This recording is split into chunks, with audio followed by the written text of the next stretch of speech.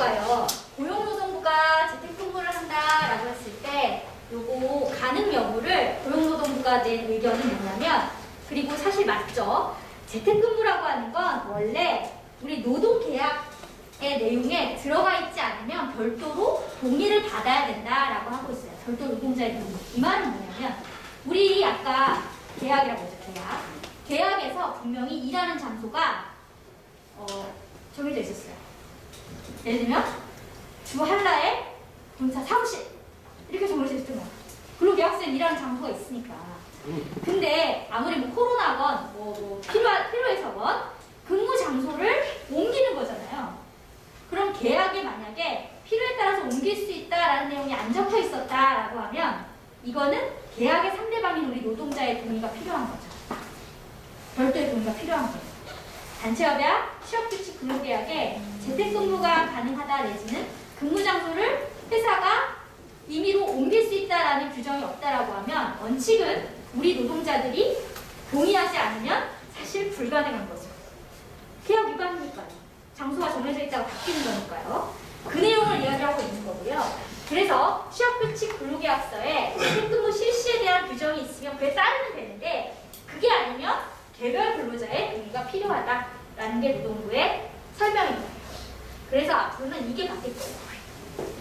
취업규칙에 재택근무가 가능하도록 들어올 거예요. 만약에 없었던 사업자 이런 식으로 회사는 뭐 희망하는 근로자에 대해서 재택근무를 실시하게 할 수 있다.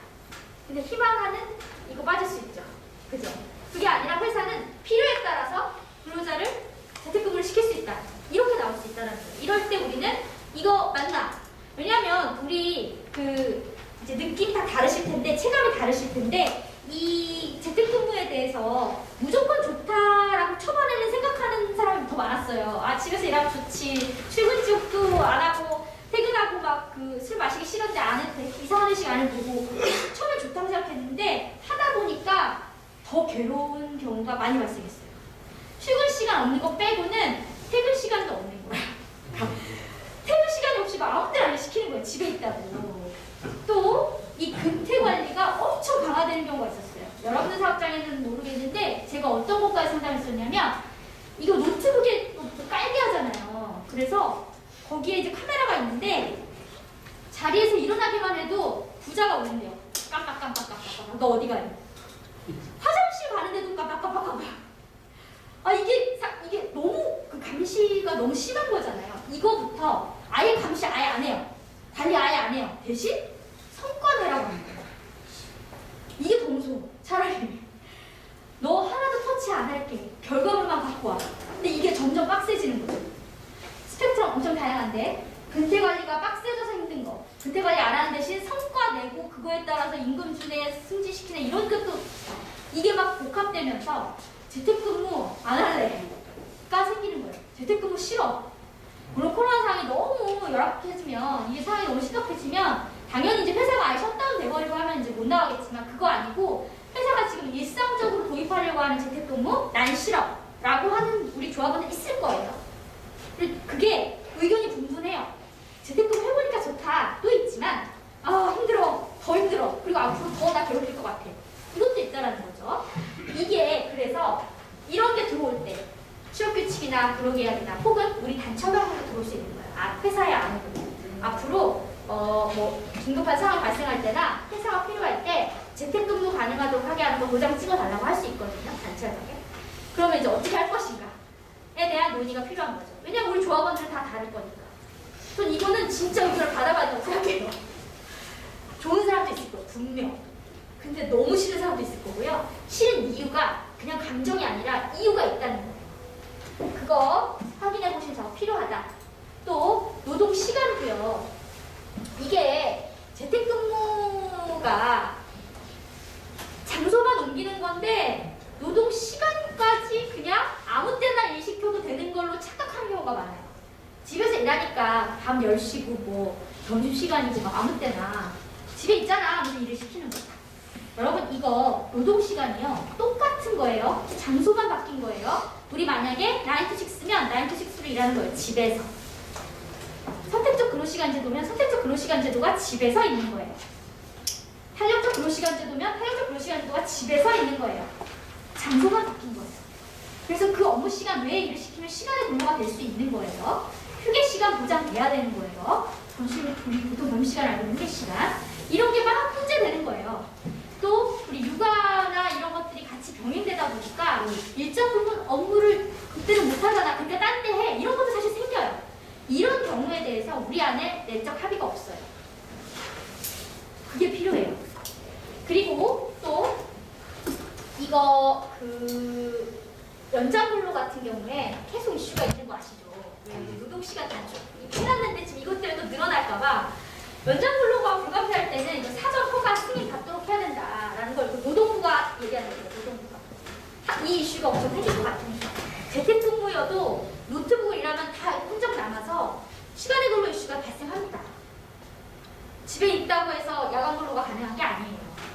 이 노동 시간에 대한 부분은 노동부에서도 지금 잘 이렇게 어떻게 해보려고 했는데 오히려 재택근무 때문에 더 늘어나는 상황이 발생하고 있어서 그 부분에 대해서는 앞으로도 이슈가 발생할 것 같다라는 거고요.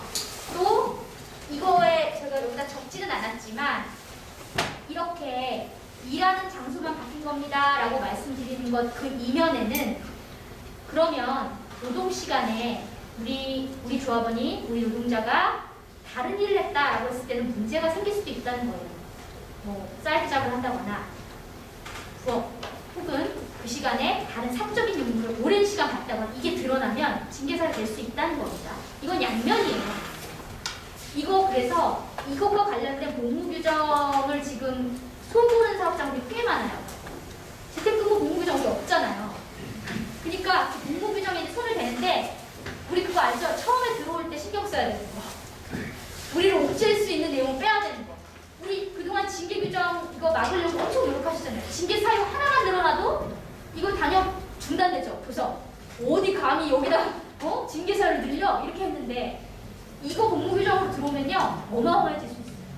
저는 오히려 노동 시간을 지키는 문제보다 그 문제가 더 커질 수 있어서 그런 복무규율이 들어오다라고 했을 때 굉장히 신경 쓰셔야 돼요. 특히 재택근무 관련한 복무규율은 민감한 사안이 그냥 꼭 들어올 수가 있어요.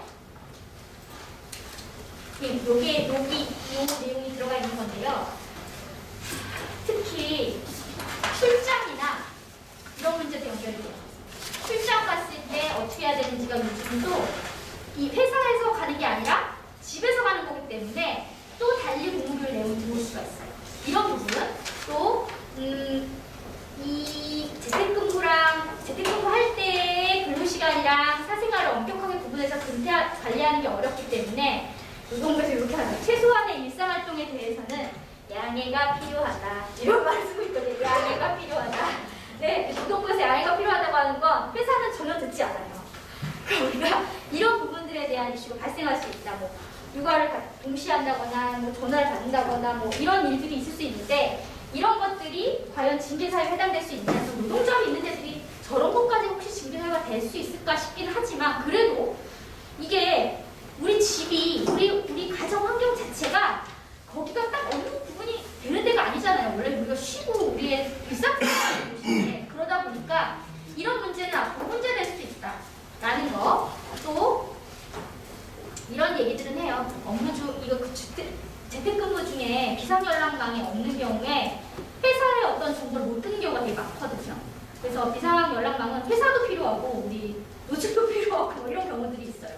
예전엔 다 서로 연결되어 있었어요. 한 장소에 있고 누가 딱 하면 타사됐는데 이제 그게 안 되는 상황이 생겼을 때 어떻게 할 거냐. 물론 뭐 카톡 단체방이면 뭐 텔레그램 방이면 다 있어요. 근데 그렇다 해도 어떤 비상연락망이나 이런 것들에 대한 필요성은 있다라고 이야기를 하고 있습니다. 여러분 이거 교통비와 식비가 있는데요. 제가 이거 칼럼을 썼다가 약간 욕을 먹었어요. 정말 제가 욕을 먹는 거 그닥 두려워하진 않지만 왜냐하면 교통비와 식비는요. 말 그대로 교통비 그러면 원래 출근할 때 쓰는 돈, 퇴근할 때 쓰는 돈, 식비는 밥 먹을 때 드는 돈 이거잖아요. 근데 우리 실상 임금이 교통비와 식비로 나오지만 이게 고정된 임금이잖아요. 그걸 임금으로 받았지 우리가 이걸 반드시 출퇴근할 때 써야지 요 돈은 빼서 이제 밥 먹을 때 써야지 이렇게 안 했단 말이에요. 그래서 저는 우리 통상임금 이슈 있잖아요. 통상임금에 해당되는 거 말씀드렸던 그 교통비와 식비, 즉 10만 원, 20만 원씩 묶어서 나오는 거 있죠. 그런 거는 아무리 재택근무라고 해도 이건 통상임금이니까 지급되어야 한다. 그냥 법리적인 얘기예요. 그 말씀을 드리는 거고요. 그게 아니라 그런 거 있죠. 밥 먹을 때마다 영수증 회사한테 제출해서 그걸 실비로 받았던 거. 그건 좀 다를 수 있어요. 그거는 또 규정이 달라질 수 있어요. 점심이야 집에서 시켜 먹으면 그 영수증을 내면 되는데 교통비는 애매할 수 있죠. 왜냐하면 나가지 않으니까. 네. 그런 부분들은 구분돼야 된다. 실비로 정말 실비로 처리됐던 부분들은 교통비 같은 경우는 별도 합의가 필요할 수 있어요. 그래서 지금은. 근데 그게 아니라 우리 대부분의 사업장들은 5만 원, 10만 원, 7만 원 이런 식으로 묶어서 나왔단 말이에요. 그 임금은 임금인 거죠. 재택근무를 하든 안 하든 받아야 되는 임금이다. 네, 너무 당연한 얘기 아닙니까, 여러분? 네, 그걸 썼는데 뭐 재택근무 하는 게 어딘데 저거까지 달라고 하냐? 그럼 여기 막 댓글에 어려운 때죠. 참 어려운 때입니다. 네, 재택근무 하는 거라도 감사해야지 교통비 식비를 왜 따지냐? 그거 안 줘도 다녀라! 여러분들 그러시면 안 되고 받으셔야죠. 네, 밀리면 안 됩니다. 그렇고요.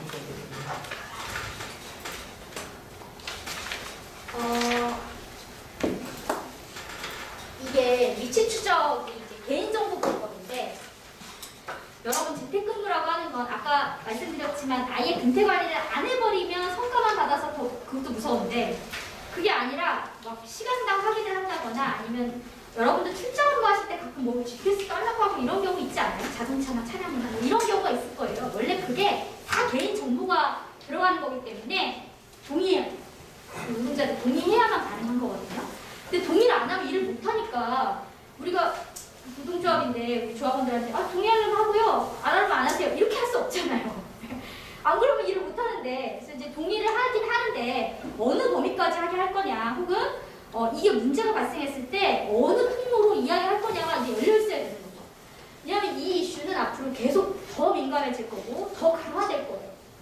되게 너무 제가 어둡게 미래 말씀드리는데 근데 그렇게 될 것 같아요. 왜냐하면 원격으로 것이 이루어지다 보니까 저는 지금 줌으로 강의를 굉장히 많이 하는데 그거조차도 저의 개인정보가 굉장히 많이 나가고 있다는 생각이 들어요. 저희 집 뒤에 무슨 그림이 그려져 있는지 저희 집에 고양이가 어떻게 다니는지 이거는 뭐 좀 재밌는 사안이지만 그 외에도 사실 여러 가지 정보들이 뭐 그 앱을 믿을 수 있나요? 알 수 없는 거예요. 여러분 이거는 지금 법은 근태관리 목적으로 이 GPS 할 때 회사가 위치 추적할 때는 반드시 정보 주체 동의 받아야 된다. 즉 우리 노동자의 동의를 받아야 한다라고 돼 있는 그냥 정말 규정이에요. 이거 노동부에서는 이렇게 얘기해요. 사용자가 노동자한테 동의를 강요해서는 안 돼.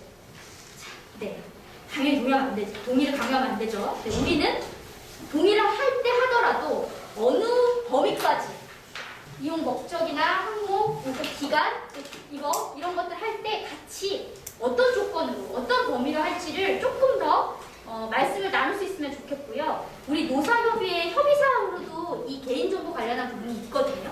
그러면 회사가 이거에 대해서 따로 열지 않더라도 여러분들 노사협의회 근로자위원회실 거예요. 들어가서 그 부분에 대해서 문제 제기를 하고 이걸 또 단협에도 함께 실을 수 있도록 노력하신다고 저는 그래야 되는 것 같거든요. 앞으로는. 지금까지는 이게 일시적인 상황이다 했으니까 그냥 다 예 해가지고 넘어갔을 거예요. 앞으로는 몰라요. 여러분 제가 아까 말씀드린 사례 있죠? 일어나기만 해도 부자가 오려요. 화장실 가는 거 내가 몇 번 가는지 다 체크돼요. 노동자 없는 사업장이어서 그랬거든요. 근데 앞으로 세상 모르잖아요. 이런 일이 계속 가능할지. 이거는 회사에서 일할 때보다 훨씬 빡세지는 거예요. 또 이런 부분들 산업재해도 여러분 집에서 일을 하면 우리 산업재해에 대해서 이제 잘못 알고 있는 경우가 그러잖아요. 다치더라도 무조건 회사에 발 걸치고 다쳐야 돼. 쓰러져야 돼. 이런 생각하시는데 물론 뭐 사고 같은 경우는 특히 그럴 수 있는데 질병은 발병 자체가 집이거나 다른 장소여도 원인이 회사 일하는 곳에 있었으면 산업재해 인정됩니다. 네, 꼭 이렇게 발 안 담궈도 돼요. 꼭 이렇게 어디서 쓰러져야 돼 그런 거 아니에요. 그리고 제가 봤을 때 그 뇌심혈관계 질환이나 이런 게 이제 바로 하실 때 많이 발생하는데 회사에서 쓰러지는 경우가 거의 없어요. 회사에서는 긴장하시잖아요. 보통 집에서 수면을 취하시거나 샤워하시거나 이럴 때 쓰러지세요. 긴장이 풀리면서 과로가 이제 몰려오는 거죠. 과로의 대가가. 그래서 이런 거 사업체 인정되거든요. 똑같은 거예요. 재택근무도 일과 연관이 있으면 사업체 인정된다는 겁니다. 근데 뭐 독일에서 사례를 갖고 왔더라고요. 노동부에서 뭐 사례가 그럴 때 네, 이런 거 있죠. 개인적인 우편물을 받기 위해 내려가던 중 계단에서 넘어진 경. 아 당연히 그거는 집에서 있는. 근데 이거 보세요. 업무상 필요해 가지고 막 인터넷 연결하다가 다쳤어요. 어디 떨어졌어요. 그러면 이건 당연히 되죠. 그렇죠? 이렇게 조금 뭐 사례가 약간 그렇긴 한데 이제 시작 단계라 이럴 것 같아요. 저는 그런 거는 들어봤어요. 유럽에서 어떤 데들은 이 재택근무가 폐소공포증 혹은 무슨 장애인데 정신적으로 뭔가 공황 장애를 일으키는 요인이 된대요. 그래서 그거에 대한 예방 활동이나 산업재해 인정 여부에 대한 이슈가 있어요. 왜냐하면 우리의 가정 환경이 물론 넓고 좋은 데 있으면 좋겠지만 막 좁고 혹은 가족들이 있기 때문에 일을 하려면 좁은 방에 계속 하루에 갇혀 있는 경우가 있거든요. 지금은 그래도 회사 나가면 중간중간 뭔가 간식도 먹고 담배도 피고 막고 그러면서 내가 살짝 쉬기도 하고 더 아이디어가 나오기도 하면서 일을 해요. 근데 집에 혼자 있을 때 일하면서 이 연결되어 있는 어떤 장치가 안 돼 있으면 고립감이 엄청 심해지는 거예요. 그래서 이게 나중에 질환으로 발전할 수 있다라는 연구 보고가 있습니다. 실제로.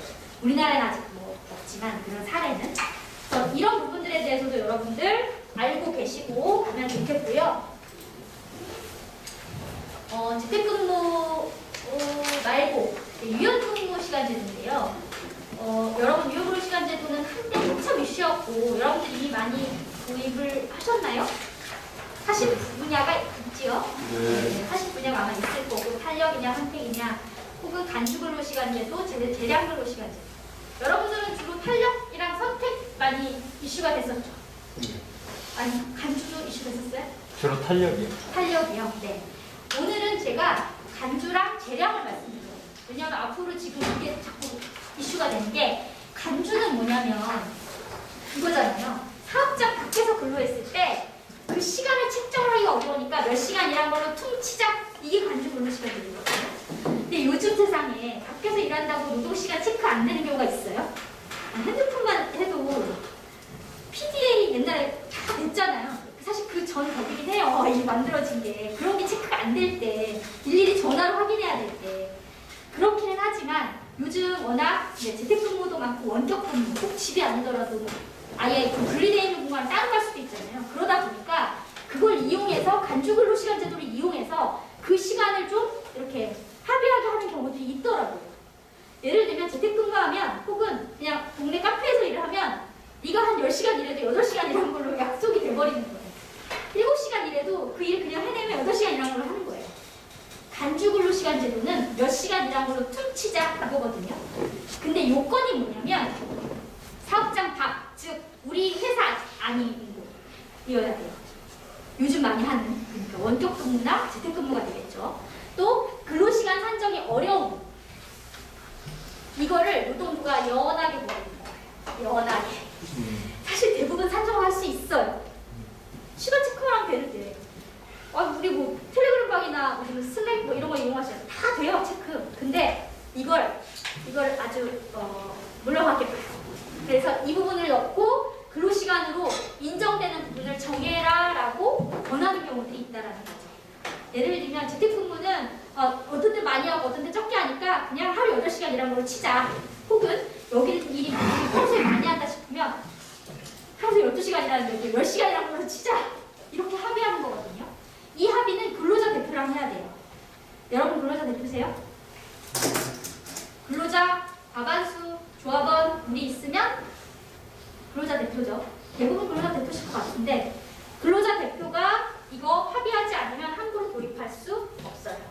그 합의서 내용이에요. 이게 이런 내용 들어갑니다. 이게 노동부에서 얘기하는 샘플이죠. 네, 대상자 범위, 인정 근로시간은 몇 시간인가, 휴게시간은 언젠가. 당연히 이 간주근로시간제도도 휴일, 야간, 연장근로 하면 다 추가 받아야 되죠. 만약에 회사가 시켜서 했다라고 하면 여러분 이거 이때 제가 이거 합의할 때 유의하시는 거 이런 거 말씀드려요. 만약에 기존에 우리 코로나 이거 터지기 전에 출장을 하면서 받았던 그 출장 수당이나 뭔가 뭐 이동 시간에 대한 것 때문에 더 받았던 게 있었다라고 하면 이거 새롭게 합의하면서 그게 딱 빠지는 경우가 있어요. 저 그거 몇 번 발견했거든요. 그게 빠져요. 은근 쓱 빠져요. 그리고 되는지 안 되는지 확인 안 하고 넘어간 다음에 나중에 안 줘요. 그래서 이거 꼭 출장이나 혹은 원격 근로가 있을 때 기존에 지급받았던 게 있으면 그걸 우선 우리 회사 규정 보면 막 여기 하나 있고 저기 하나 있고 있으니까 다 모아야 돼요. 이게 바뀌는 게 없는지 저 합의서랑 비교해야 됩니다. 네, 꼭 그거 하셔야 돼요. 뭔가 제가 너무 복잡한 얘기 했어요? 왜 다 갸우뚱하시지? 이런 수당이 아예 없어요? 출장 갈 때는 수당이 없어요? 있으실 것 같은데. 자, 관행으로 지급받았던 실비나 복지 혜택도 혹시 있는지 확인하셔야 돼요. 이거 별도로 합의할 때 출장 근무에 대한 그런 내용이 없어질 수 있기 때문에 특히 원거리 출장, 여러분 해외 출장도 가시는 경우가 있죠? 근데 요즘은 이제 해외를 못 가니까. 근데 과거에 해외 출장이 많은 사업장 같은 경우는 저것도 합의를 했어요. 왜냐하면 해외 출장은 이미 주 52시간이 넘어가요. 우리가 멀잖아요. 우리 저기 유럽이나 이런 데 미국 가려면 당연히 넘어가요. 그래서 그거를 저 간주근로 시간으로 합의를 한 다음에 별도로 보상을 받았었어요. 그 보상금을 높이죠. 왜냐하면 너무 고생을 하니까 갇혀서 몇 시간씩 있다가 돌아와서 또 바로 일해야 되고 보상을 그래서 금액으로 하거나 아니면 휴가를 더 받거나 시차 적응 시간을 준다거나 이런 식의 합의를 하곤 했었습니다. 이거를 만약에 회사가 하자라고 하면 간주근로 시간에서 하자고 합의서가 들어오면 당연히 우리는 처음부터 안 한다 하겠죠. 불리한 내용을 안 한다 하겠죠. 근데 받아야 된다 혹은 필요하다라고 생각이 들면 불리한 내용이 없게 그리고 이거 어차피 회사가 필요해서 하자고 하는 건데 우린 더 요구해야죠. 분명히 이거 갖고 올 때는 회사가 이때는 뭐 없는 것 같은데 하니까 갖고 오거든요. 그럴 때는 반드시 뭔가를 요구하셔서 저보다 사실 우리 감독님들이 더 잘하시는 건데 네. 재량근무는 여러분들 해당되는 거 있을까요? 요구에 해당되는 것만 가능한 근로시간 제도예요. 신상품 개발, 정보 처리 있나? 여기 경영팀은 이거 있었어요. 회계, 법률, 노무 이런 거. 저기에 해당되는 사람들은 재량근로시간 제도를 우리 노동조합이 합의해주면 가능하거든요. 근로자 대표가 합의해주면. 근데 저게 되게 어마어마한 게요. 저 업무 하시는 분들 약간 전문직처럼 보는 건데 사실 어떠냐면 3일 회계 공식인가? 거기가 노조 생긴다는 얘기가 있었던 거 아세요? 그게 뭐냐면 저거 도입하려고 했어요. 엄청 일 많이 하는 거 아시죠? 돈 많이 버는 거 말고 일 많이 하는 거 얘기하는 거예요. 일을 너무너무 많이 하는데 저걸 그냥 뭐 합의해서 하려고 했다고 하더라고요. 그러니까 거기서 이렇게까지 일을 하고 있는데 더 하라는 거냐 이러면서 이제 그 합의서 쓸 무렵에서 노동자가 생기고 이랬다는 소식을 제가 들었어요. 그만큼 재량근로라고 하는 것은 뭐냐면 너한테 재량을 줄 테니까 노동시간 제한이 없어지는 거예요. 밤새 일하든 1시간만 일하든 터치 안 할게 결과물 내놔봐. 왜냐면 저희 일들은 사실 결과물이 나오는 일이거든요. 이게 저기에 해당되시는 분이 가끔 있어요. 한 회사에 저에 해당되는 사람이 있으면 노동조합한테 합의해달라고 하면서 오는 경우가 있는데 저는 가장 사실 합의하기 어려운 부분이 저 재량근로다라고 말씀드려요. 저거는 한번 합의하는 순간 시간으로 수당이 뭐가 없어요. 다 끝나요. 노동시간 터치 안 한다라고 하는데 터치 안 하는 대신 일을 엄청 주거든요. 그래서 이거는 문제가 있는 제도다.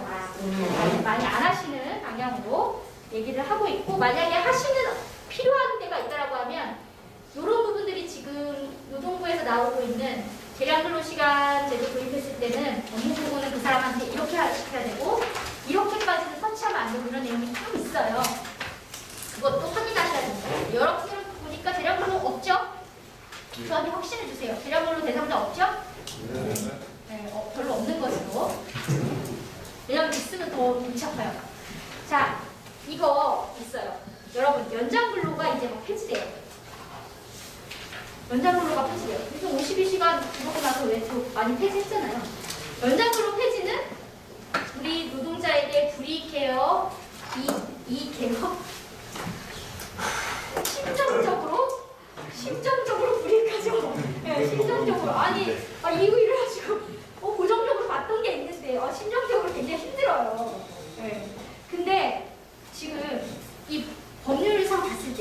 시간이 길면 유리연금, 근로 시간이 줄어들면 유리연금. 임금은 높아지면 유리연금, 낮아지면 유리연금이죠.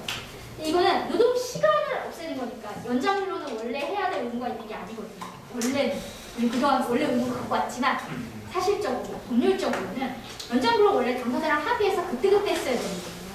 그러니까 연장 근로 자체를 폐지하는 것은 취업 규칙의 불이익에 해당하지 않는다, 불이익 경우에 해당하지 않는다는 노동부의 해석이 있는 거죠. 근데 연장 근로만 그냥 폐지하는 거는 다투기 어려워요.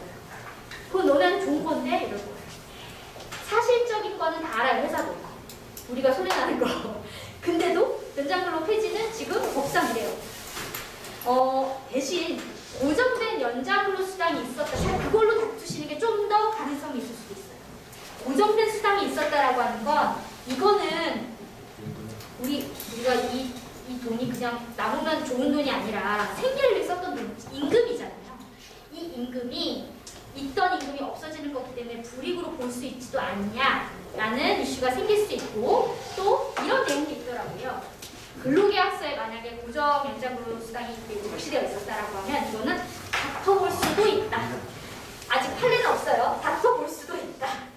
왜냐하면 개별 다 그때랑 합의해서 수당 이거 더 있어라고 했던 건데 그게 갑자기 없어지는 거니까 다퉈볼 수도 있다. 근데 이긴다가 아니에요. 그래서 그런 부분들은 포괄 임금을 적용하고 있는 사업장에서 그런 걸 빼는 거는 어떨까요? 그게 이거랑 비슷한 내용이죠, 사실.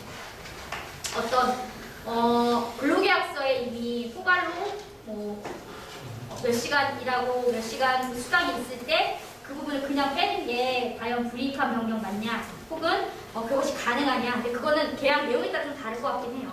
아예 몇 시간 일한 부분이 가로치고 써 있어요. 그러면 이제 그 시간도 일 안 해요.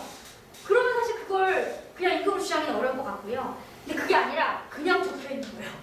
고정 수당 이렇게 하고 그냥 적혀 있다. 뒤에 뭐 시간이나 이런 거 안 적혀 있고 이러면 저는 또 다를 것 같고, 그 개별 근로계약 내용이랑 취업규칙 그리고 이것이 합의되는 과정 이런 것들이 좀 종합적으로 검토돼서 무조건 연장 근로 폐지했다고 돈 안 주는 게 맞냐에 대한 부분은 좀 이슈는 있을 것 같긴 합니다. 소정 근로를 줄이는 거죠. 소정 근로 여기 이제 나옵니다. 네.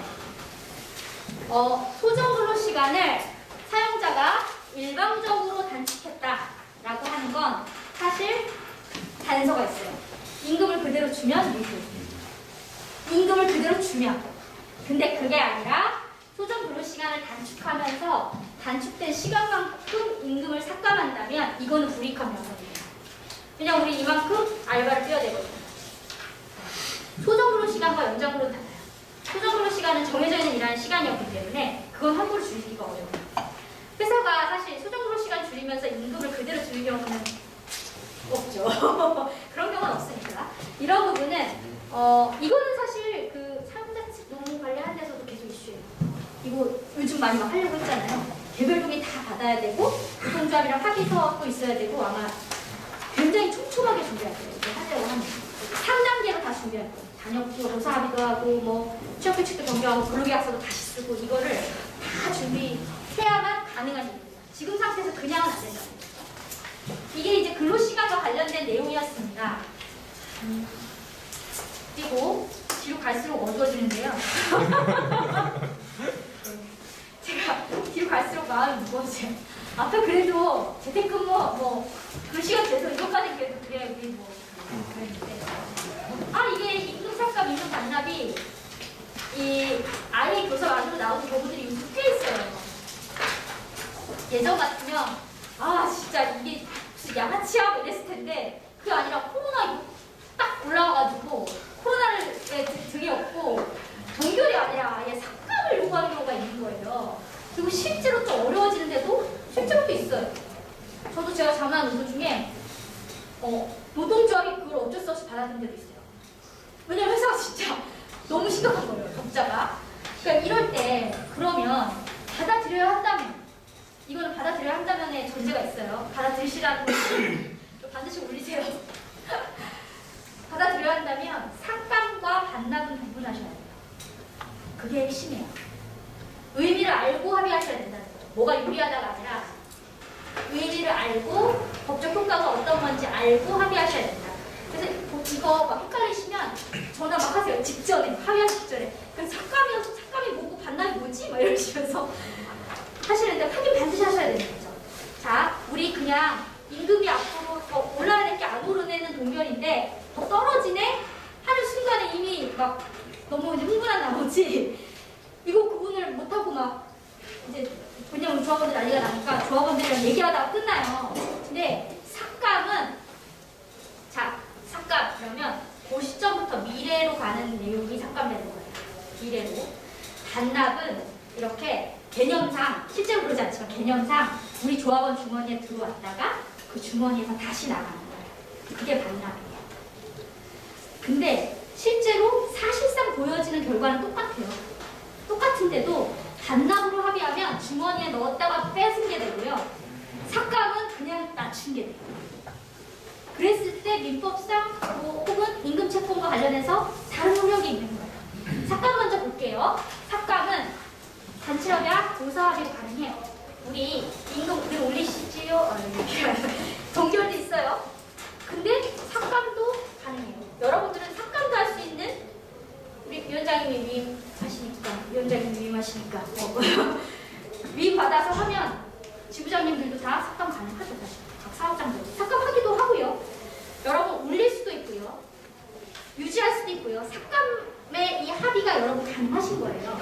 그러면 자 이거 삭감할 때 단체협약이 아니라 취업규칙 불이익 변경으로 삭감하는 합의를 한다라고 하면 그때는 개별적으로 근로자의 동의가 필요한 건데 회사가 가고가 아니기 때문에 절대 그렇게 안 해요. 여러분들한테 아예 임업할 때 그거 하자고 할 거예요. 임업할 때 그럼 그거 단체협약이죠. 협약인 거예요. 여러분들이 합의하면 임금은 앞으로 다 삭감되는 거예요. 다시 뭔가 원복하지 않으면 혹은 원복의 조건을 달아놓지 않으면 그래서 이 삭감의 기간이랑 범위를 규정해 놓는 경우가 있어요. 좀 울면 더 잡을게요. 그죠? 이번에는 삭감한다. 근데 정상화되면 돌아온다. 다시 올려라. 이걸 너무 추상적으로 적어주세요. 그냥 정상화될 때까지 외부 지원이 실시된 후부터 이 정도로만 해놓으면요 너무 애매해져요. 계속 삭감 상태로 가요. 저는 이게 어떤 게 좋은 샘플이다 이렇게 말씀드리기 되게 어려운데 저거보다는 구체적이어야 된다는 거예요. 경영이 정상화된다는 건 도대체 어느 수준이에요? 차라리 매출 몇 프로 이게 나아요. 그죠? 그리고 달성하면 그 다음부터는 다시 원래 상태로 와 이렇게 되는데 경영 정상은요 우리가 생각하는 경영 정상이랑 회사가 생각하는 경영 정상은 달라요. 이 회사는 알아도 모른다고 할 거예요. 당연하죠. 어떻게 낮춘 건데, 그렇죠? 경영의 정상화까지 그렇게 하면 안 돼요, 여러분. 이 조건을 다신다라고 했을 때는 반드시 구체적으로 누가 봐도 해석이 가능한 단어로 이렇게 하셔야 됩니다. 급여 체계 변경으로 임금 삭감에 해당할 수 있어요. 가끔 그냥 몇 프로 낮추는 것만 삭감 아니야 라고 생각하시는데 체계 자체가 바뀌면서 이 임금이 낮아지는 경우가 있거든요. 그것도 불이익 변경 맞아요. 가끔 여러분들 중에는 한 회사 뭐 많이 막 보니까 임금 체계 변경하는 건 회사가 아니야 이렇게 생각하시는 분도 있더라고요. 아니에요.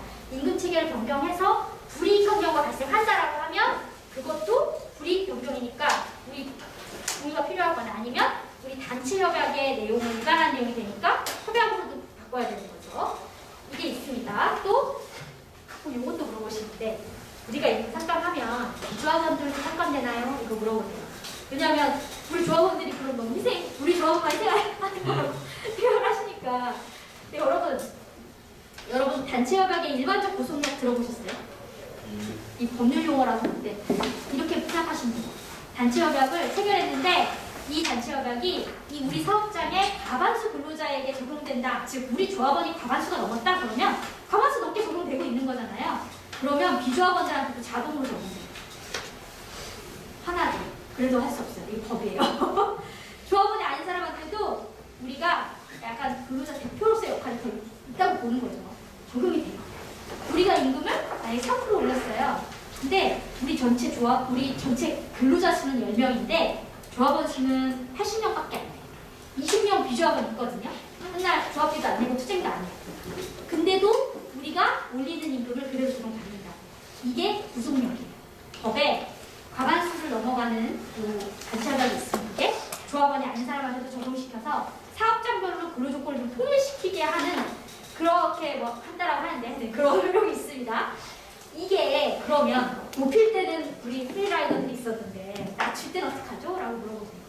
낮출 때는 다른가요? 낮출 때도 똑같아요. 그래서 여러분들 과반수를 보면 여러분들이 단체협약, 임금협약으로 요거 임금 상담하시면 비조합원들한테도 적용돼요. 그러니까 사실 저는 비조합원들이 그렇게 문제제기하는 걸 본 적은 없는데 민감한 경우가 있어요. 임금 피크제 도입을 갑자기 더 세게 한다거나 아예 뭐 어느 직급부터 뭐 성과상을 도입하거나 이럴 때 이슈가 되기도 합니다. 저는 뭐 이런 이슈는 법률적으로 해결 말씀을 드리는 건 아닌데 그래도 어느 정도 좀 공감대는 있어야만 사실 노동조합이 활동하는데 좀 낫지 않을까라는 생각은 해요. 법률적으로는 가능한 문제입니다. 조합원에게도 임금삭감 효력 발생합니다.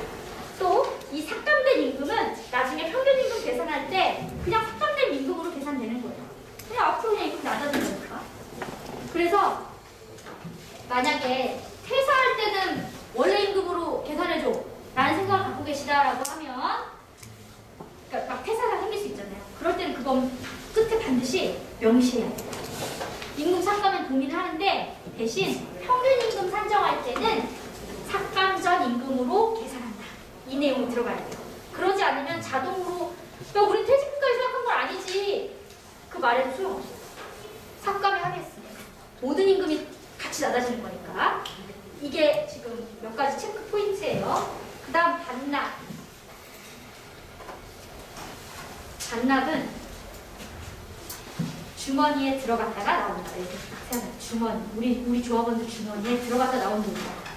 실제로 들어갔다 나오진 않아요. 네? 실제로 지급되는 건 그냥 삭감해서 지급하는 건 똑같은데 개념이 줬다가 이 근로자들이 자발적으로 회사가 어려우니까 돌려줬다. 반납. 그래서 반납이에요. 반납은 어떤 효력이 있냐면 회사가 반납 요구했을 때 노동조합은 반납에 동의할 권한이 없어요. 왜냐하면 이미 주머니에 들어갔거든요. 이 주머니에 들어간 돈은 우리 아무리 노동조합이 힘이 세도 우리 조합원들 개인 돈이 돼버렸는데 그걸 다시 뺏을 수 없는 거잖아요. 그래서 이 반납을 할 때는 개별 노동자들의 돈을 다 받아요. 그게 원칙이에요. 또 단체협약에 의한 임금 반납 합의 효력 없음 이게 같이 가죠. 또 이거 퇴직금이요. 이건 반납이잖아요. 그래서 퇴직금은 당연히 반납 전 임금으로 계산돼요. 아까 앞에는 퇴직금에 넣으려면 별도 함수 있어야 된다고 했잖아요. 이 반납은 아니에요. 이미 임금으로 다 지급됐다가 우리 노동자들이 회사를 살리려는 마음으로 다시 회사한테 약간 기부하듯이 준 거잖아요. 그러니까 임금은 낮아진 게 없는 거예요. 평균 임금 계산할 때. 그 합의는 필요 없어요. 평균 임금에 뭐 한다? 그거 필요 없는 거예요. 그리고 그래서 사전에 뭐 퇴직금 사전 반납 이것도 안 되고 평균 임금 계산에 다 들어간다. 어떻게 보면 이게 더 유리한 측면은 있는데 개별 근로자 동의를 또 받아야 되는 문제도 있는 거고.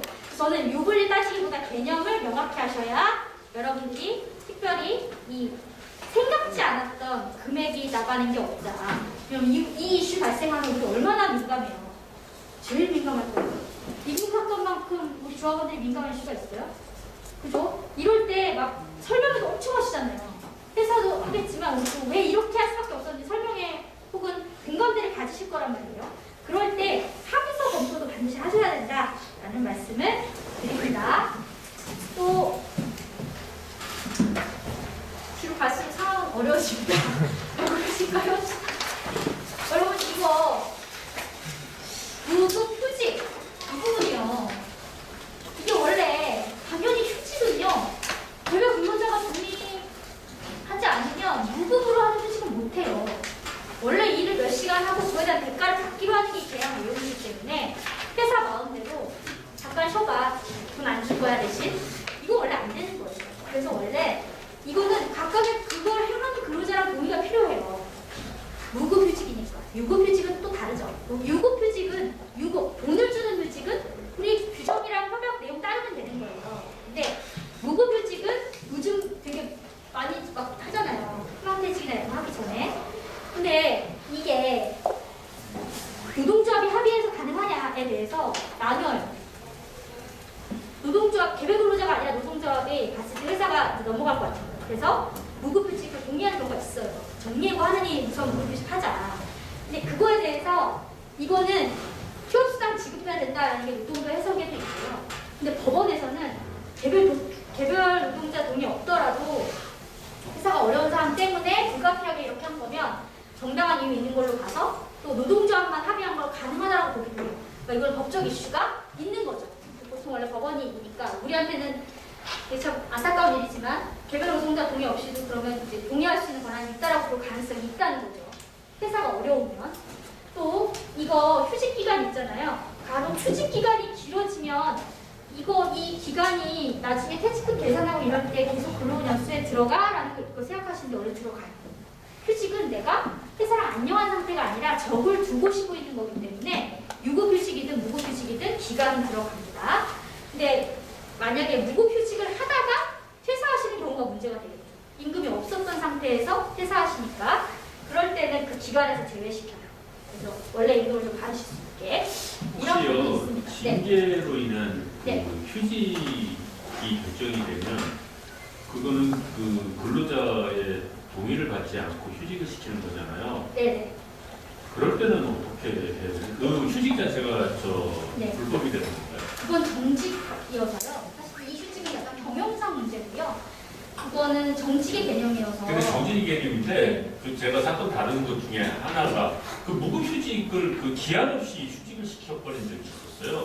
그러니까 적을 두고 있어도 아예 그냥 다시 네. 복직을 안 시키니까 해고보다 오히려 더 심하게 네. 되는 징계 결과가 된 거예요. 그거는 부당 그래서 징계로 그게 인정받죠. 부당하게 받았는데 그런 경우로 해서 거의 한 1년 정도를 갖다가 막 쉬고 막 그랬을 때는 하더라고요. 예. 오히려 이 휴업 요 조항으로 좀 따지고 들어가면 70%는 받으실 수 있는 상황으로 볼 수도 있을 것 같고 아예 그거 자체를 징계로 다퉈서 그 휴직도 징계였다 해서 징계가 무효가 돼버리면 오히려 그 100% 받으실 수 있는 상황. 예, 그렇게 좀 예. 네, 구분해서 볼 수 그렇게 있을 것 같아요. 그렇게 회사에서 그 징계를 하는 네. 근데 회사도 사실 있더라고요. 원래 휴직은 징계로 같이 가요. 대기 발령은 있을 수 있겠지만 그렇습니다. 휴업 수당. 여러분 이거 가끔 물어보시는데 사업장에 확진자가 발생하면 셧다운 되잖아요. 그래가지고 그때 휴업을 할 때 어떻게 되는 거냐. 이거는 이건 이제 노동부 걸 제가 동의 여부를 떠나서 좀 갖고 온 거예요. 노동부에서는 뭐라고 하냐면 이거 소득 방역을 위해서 국가가 셧다운 시키는 거잖아요. 확진자 생기면 국가가 빨리 이거 소득 방역해 이러면서 멈추게 하거든요. 그래서 이거는 원칙적으로 휴업수당 지급 의무가 발생하지 않는다라고 봐요. 대신 이 감염병 예방법에 따라가지고 이번 격리돼서 유급 휴가 비용을 받은 경우에는 유급으로 해라. 이게 이제 노동부 입장입니다. 그러니까 노동부에서는 이거 휴가 비용을 지원받아서 유급으로 근로자를 쉬게 해라, 노동자를 쉬게 해라 이렇게 보고 있는 거죠. 사실 이게 좀 약간 이중구조가 이상하잖아요. 그러면 이거 지원 신청 아예 안 했거나 뭐 안 받은 데들은 그러면 계속 무급으로 쉬어야 되는 상황이 발생할 수밖에 없는데 이거에 대한 비판이 굉장히 많고요. 저도 이렇게 해석하지 않고는 있습니다. 하지만 노동부는 이런 해석 방침을 갖고 있기 때문에 이거에 대한 대책도 사실 좀 일부 필요합니다. 이런 경우 셧다운 됐을 때 우리 그냥 출근 퇴직 못 하잖아요. 우리 조합원들한테 코로나가 어떻게 될지 모르는데 나가자고 할 수도 없고 그렇다고 무급을 더 쉴 수도 없고 이런 상황에 대한 협상도 사실 필요하고요. 이거 확진자가 생긴 것도 아닌데 그냥 셧다운하는 경우 있어요. 어차피 돌려봐야 우리 이거 건물 관리기관이라든지 이러면서 그냥 셧다운 시키는 경우가 있거든요. 이거는 국가가 셧다운 하라고 한 게 아니에요. 이건 스스로의 경영적 판단이에요. 그러니까 휴업수당 받을 수 있죠. 그죠? 이건 좀 차이는 있고요. 또 요거 매출 감소나 부품 공급 중단 때문에 휴업할 때도 마찬가지예요. 이거 경영의 영역이잖아요. 경영상의 영역이기 때문에 이런 부분들도 귀책사유에 해당해서 휴업수당 지급 받는다라는 내용이 있고요. 고용유지 있다, 고용유지 지원금이 있다라는 정도로 알고 계시면 될 것 같습니다. 여러분 이거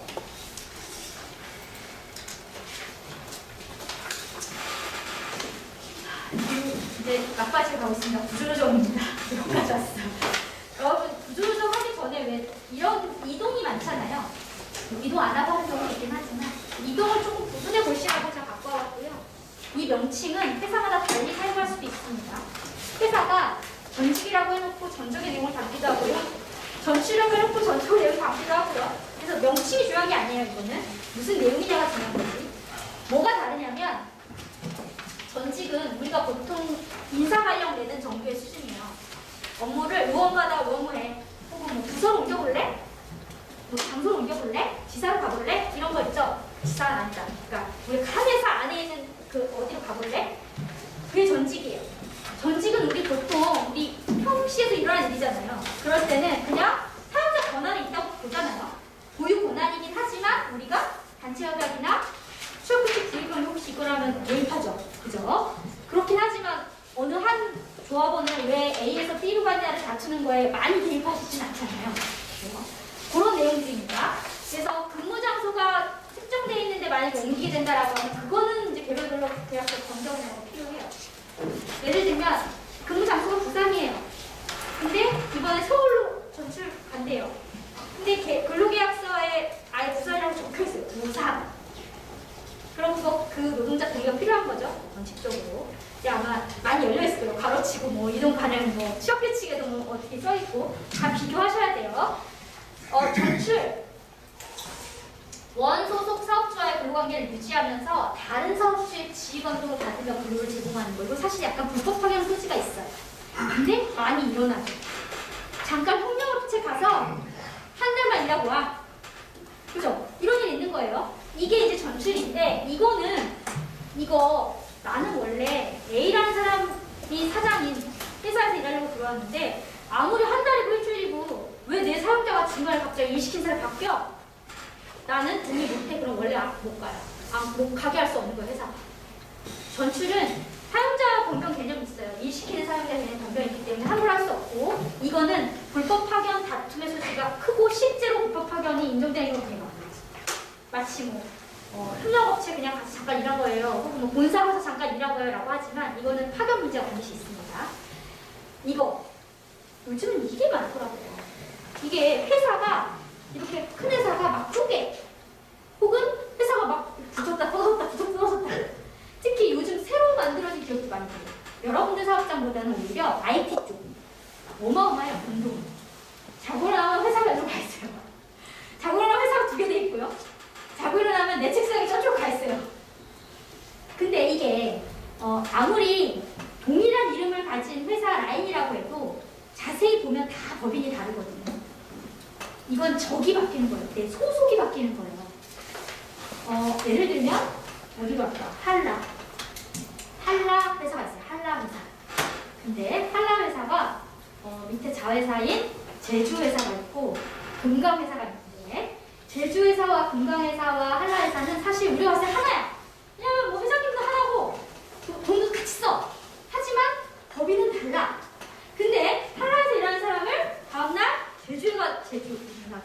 금강에 가서 일하게 한 거예요. 아무리 한 계열사라고 해도 법인이 다르죠. 적이 옮겨지는 거예요. 그리고 사장도 바뀌어요. 그러니까 이거는 개별 근로자의 동의가 반드시 필요해요. 사실 해고와 다름없거든요. 저쪽 회사랑 안녕이에요. 말은 전적이에요. 말은 뭐 옮겨가는 거라고 해요. 근데 사실 해고하고 새로운 회사 가는 거거든요. 이거 전적할 때 전적 동의서를 막 제출하라 마라 이런 내용이 되게 많이 나오는데 전적 동의하지 않으면 기존 회사에 남는 거예요. 다만 기존 회사에 남았을 때 문제가 또 발생할 수 있죠. 내 업무가 없는 거야. 내 부서가 없어. 이럴 때 어떻게 할 것인가. 노동조합의 일이 참 이제 그때부터 고민이 깊어지겠죠. 네. 어쨌든 요 구분 하셔야 되는 거고요. 희망퇴직. 말은 희망인데 여러분 희망퇴직, 명예퇴직 이런 말 쓰죠. 여러분들 사업장에서도 많이 있을 것 같아요. 사무직들이 희망퇴직이 많죠. 여러분 사무직들이 정리해고 당하는 것보다 희망퇴직이 더 많은 거 같아요. 정리해고가 법적 입수가 엄청 많잖아요. 그 정리해고는 저도 가늠이 안 될 때가 많아요. 이거 소송 가면 이기냐 지냐. 왜냐하면 법원의 판결도 일률적이지 않았어요. 이 경영상 어떤 위험에 대해서 이렇게 넓게 봤다가 좁게 봤다가 또 그거에 따라서 밑에 다른 요건들을 세게 봤다가 적게 봤다가 이런 일들이 많아가지고 실제로 정리해고는 누구도 예측이 안 돼요. 법원에 갔을 때. 근데 법원에 가면 대법원까지 가면 몇 년이죠. 그래서 제가 봤을 때 요즘 회사들은 그 리스크를 좋아하지 않는 것 같아요. 오히려 회사를 유지시키고 싶으면 정리해고가 아니라 희망퇴직으로 돌리는 거죠. 희망퇴직의 대상자를 그리고 내심 다 정해놔요. 나가야 될 사람 딱 정해놓고 마치 희망을 실제로 받는 것처럼 하죠. 그죠? 근데 이 희망퇴직은 사실 법률적으로 있는 용어가 아니에요. 그러다 보니까 이 기준을 회사가 마음대로 막 정해요. 우리가 단체협약이나 일정 정도 노사합의로 그것을 제어하지 않는 이상 이 희망퇴직은 회사가 마음대로 기준도 정하고 뭐 명수 정하고 그럴 수 있는 거예요. 저는 그래서 이 부분이 오히려 더 개입해야 될 지점 아닌가라는 생각 사실 해요. 희망퇴직 안 해야겠지만 한다면 어떤 조건하에 해야 한다. 이게 특히 나중에 조건의 문제가 바뀌거든요. 예를 들면 인원수가 막 갑자기 처음에는 10명만 받기로 했다가 나중에는 12명, 15명을 받기도 하고요.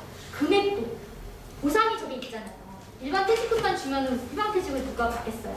더 얹혀주는 금액이 있단 말이에요. 위로금이나 이런 거. 그 금액도 처음에 말한 거랑 달라지는 경우가 있어요. 근데 이런 부분들을 노동조합에서 이런 일들이 이제 빈번히 발생한 데는 아예 퇴직 위로금을 단협에 적시하시더라고요. 희망퇴직 있을 때는 이거 이상 이렇게 얼마 몇 프로 이상 이렇게 그런 것도 사실 필요하죠. 이럴 때는 또 이 신청 자격이 우리랑 회사랑 완전 다른데 생각하는 경우가 되게 많아요. 또 이게 희망퇴직으로 해서 나갔으면 하는 그 회사에서 나갔으면 하는 사람은 다른 회사에서 일하기가 되게 쉽지 않아요. 근데 회사에서 잔존했으면 하는 또 우리 노동자는 다른 회사에서 다 원해요. 무슨 의미인지 아시겠죠? 그러니까 이게 동사이몽이라는 거예요. 이게 제일 어려운 거예요.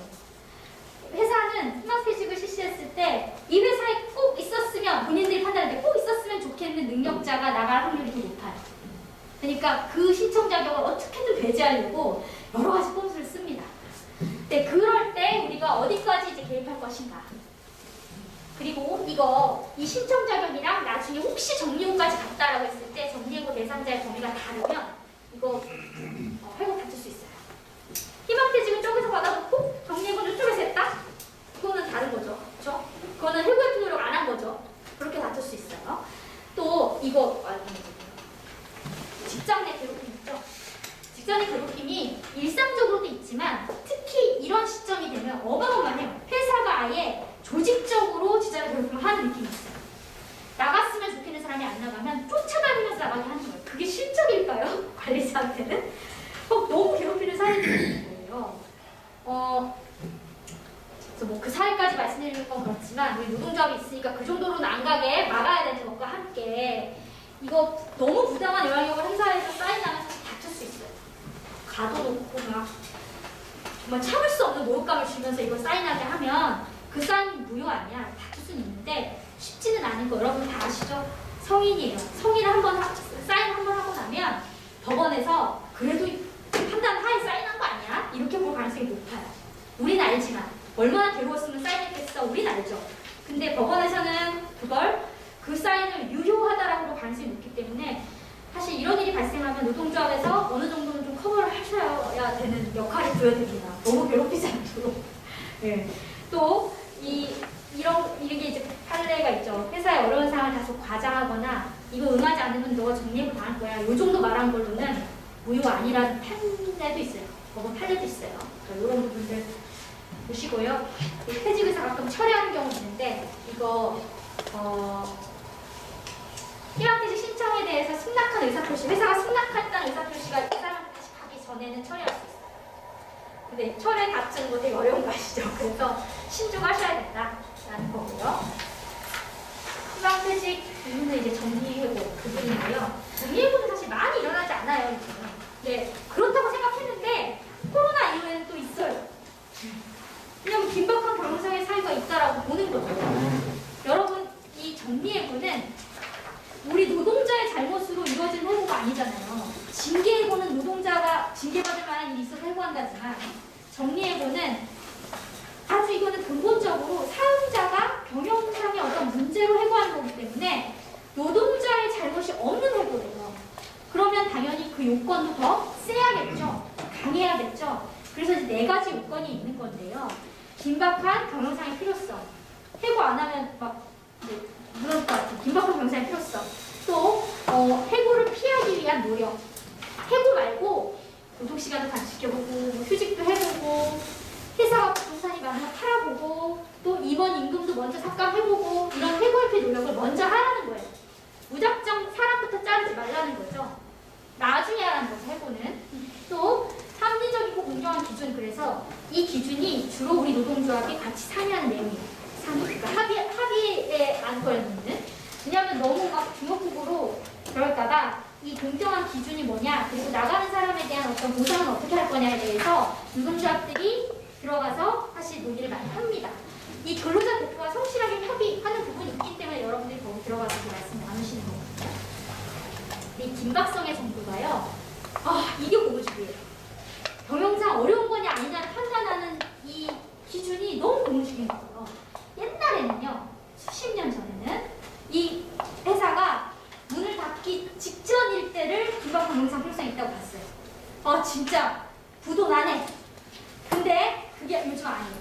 그 정도가 아니라 조금 더 그 정도까지는 아니더라도 회사가 어렵네 하면 이걸 또 김박 경영상 필요성이 있다고 보기도 해요. 근데 그거는 아니었어요. 제가 본 사례 중에 흑자가 계속 기록돼요. 그러면 그거는 아무리 미래에 이 산업이 이번에 이 미래에 많이 쪼그라들 것 같습니다 라고 얘기를 해도 법원에서 흑자? 이러면 긴박한 경영상의 필요성은 좀 없다고 보는 거예요.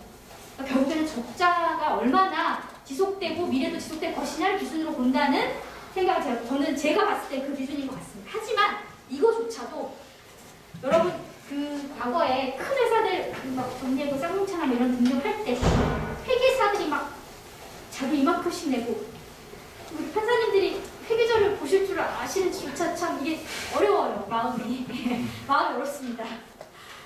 어려운 문제라는 거예요. 그리고 인원 감축 규모의 합리성 이거 감원 목표 처음에 희망 테스트 할 때 나와요. 그거 넘어서면 또 이거 무효 다툴 수 있는 여지도 있고요. 그렇습니다. 이런 것들 일어나지 않아야겠지만 혹시 일어난다고 했을 때는 정리해보는 이런 어떤 법적 개념을 갖고 있다라는 내용 보시고요. 네, 저한테 시간 많이 주셨으니까 10분 정도 더 해도 되나요? 되죠? 네. 된다고 듣겠습니다. 여러분 이거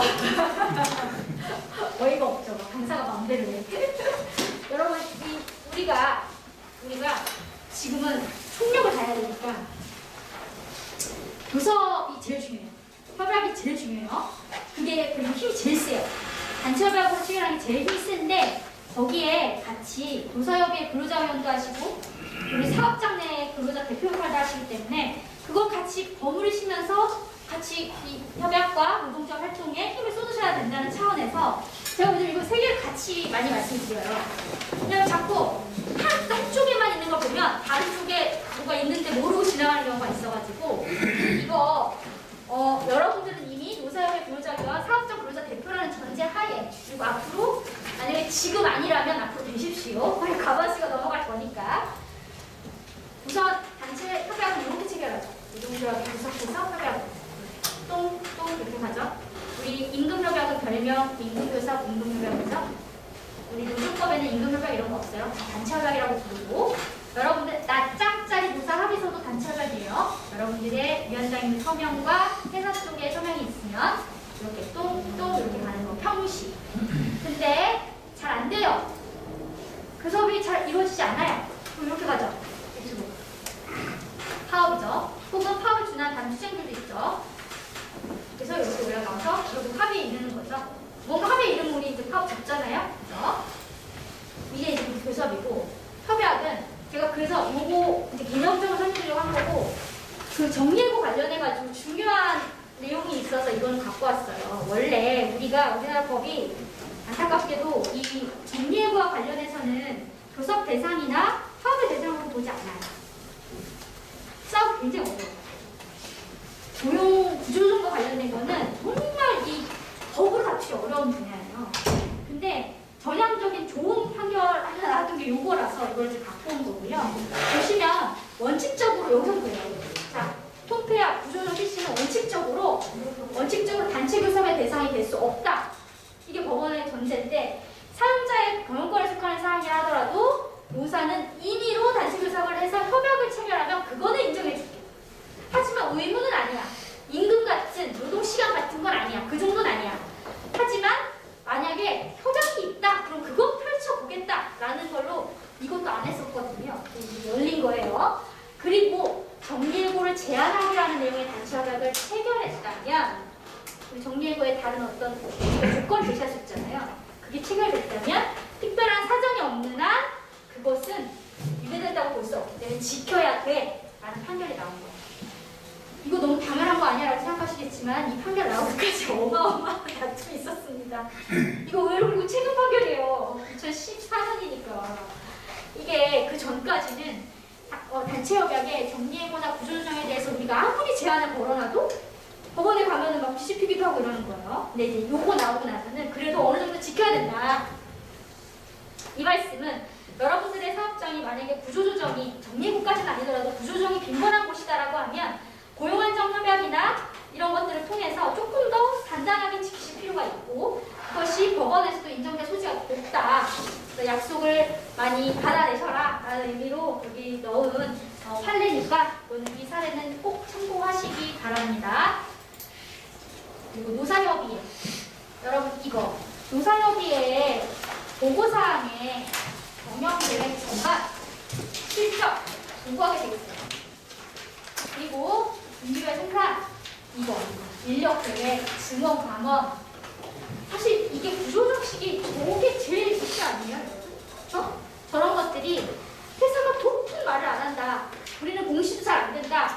노사협의회 와서 보고사항이라도 받아내야죠. 물론 또 아주 추상적인 것만 낼 수 있어요.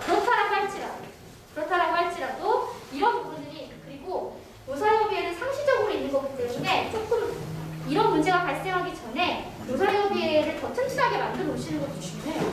미리 좀 이렇게 할 수 있게 이런 상황들 보고사항으로 있으니까 참고하시고요. 또 보고사항 요구했는데 안 하면 약간 소불조항도 있어요. 문박도 지을 수 있는 거예요. 그리고 협의사항 여러분 제가 이거 색깔로 놓은 거 있죠? 이런 부분이 요즘 많이 이슈가 되는데 노사협의회 협의사항은 합의가 아니에요. 그냥 얘기할 수 있는 사항이에요. 이야기. 네, 이야기할 기회도 없기 때문에 이런 이야기 여기서라도 시작을 하시라는 겁니다. 여기 보시면 근로자의 채용 배치 교육 훈련 회사 어렵다면서 채용을 하네. 근데 이 채용은 사실 누굴 해라, 누군 하지 마라 이렇게 하는 그 내용은 아니고요. 계획과 기준에 대한 걸 협의할 수 있다라는 내용이고요. 또 이거 있죠. 배치 전환, 재훈련, 회복, 고용조정 일반 원칙 이런 거. 노동 시간, 휴게 시간, 임금 제도 바뀌는 거, 신기술 들어오거나 작업 공정 개선하는 거. 이런 것들은 구조조정에 많은 영향을 미치는 것들인데 지금 우리 노사협의 협의사항에 들어와 있는 걸 잘 모르시는 경우가 있어요. 합의까지 강한 힘은 아니지만 협의할 수 있도록 되어 있으니까 이런 걸 틀을 만들어 놓으셔야 되고 이런 일이 있을 때는 우리랑 얘기합시다. 틀을 만들어 놓으시는 뭔가 계기를 만드셨으면 좋겠고 아까 우리 사업장 내 근로자 감시 설비 설치했죠 이거 재택근무할 때 그런 일들 많이 발생한다고 하는데 앞에 이게 있어요. 사업장 내 이게 지금 바뀌어야 되는 거예요. 법이 아직 느려요. 그죠? 이제 사업장 내가 아니라 노동자 감시 다 해야죠. 뭐 바뀔 거라고 생각하는데 어쨌든 이런 부분들도 노사협의회에서 같이 얘기해야 된다. 그 밖에 노사 협조에 관한 사항이고 왜 제가 색깔 해놨냐면 가끔 노사협의회 협의사항을 조금만 해야 되나라고 생각하시는 것 같습니다. 그 밖에 무엇이든 합의가 아니기 때문에 올려놓는 거는 다 하실 수 있는 거예요. 물론 잘 찌그락찌그락 될 거예요. 하지만 이거를 틀을 좀 안착화시켜놔야 많은 정보들이 우리한테 올 수 있을 거라는 생각이 들어요. 노사협의회와 관련된 부분들은 이런 부분들을 참고하셔서 여러분들 노사협의회도 좀 튼튼하게 운영하셨으면 좋겠다. 이거는 읽어보세요. 여러분. 단체 협약과 노사협의회와 근로자 대표의 합의는 각각의 법률적 효력이 다 달라요. 뭘로 해야 제일 힘세요? 그거만 아시면 돼요. 단체 협약으로 체결하면 힘 제일 세다. 근데 그게 이제 거기까지 못 갈 수가 있어요. 가끔 회사가 그래 이것까지